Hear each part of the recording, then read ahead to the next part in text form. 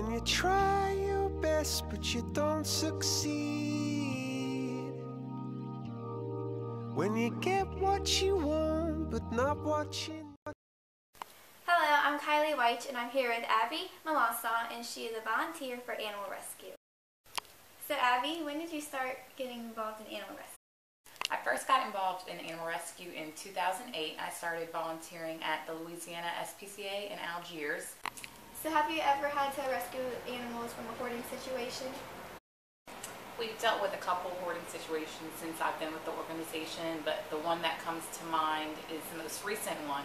We actually rescued 4 dogs and 6 cats from a lady that we classify as an animal hoarder. She had a mental illness. She was actually a homeless lady living in a van, and she had all the animals living in a van with her. And she actually would go into casinos and gamble to try to win gas money to keep moving her van around. And she would leave the animals in the car with the window cracked, and it was in July, where temperatures in a car can get anywhere to 120 degrees Fahrenheit. So someone who was at the casino and saw the animals in the van actually called the cops, and then we had the animals transfer over to the Jefferson Parish Animal Shelter. So have you had to rescue dogs from dog fighting situations? We have, but unfortunately in the shelters you see a lot of pit bulls, which are a large part of the population, and that's normally what people use for dog fighting. We had in the past year a dog fighting operation that we realized was going on. They had to break that up. They brought in 11 pit bulls into the shelter.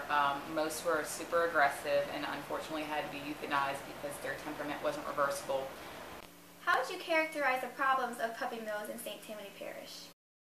Unfortunately, St. Tammany Parish is where we see the largest amount of puppy mills in Louisiana. Because of the heavily wooded areas, a lot of them go undetected. In one example, we actually rescued a dog that came from a puppy mill. She was actually dropped off at the shelter with a request to be euthanized. This dog was less than 1 year old, and the euthanization request form said dog pees and poops in the house. So not really a problem with her per se, but just when you're not a responsible breeder and you don't screen your adopters, or in this case you don't screen your buyers, you never know who's going to get your puppy and what they're going to do with it. So what can people do to help support animal rights? Support fundraising efforts. People hold car washes, they hold bake sales.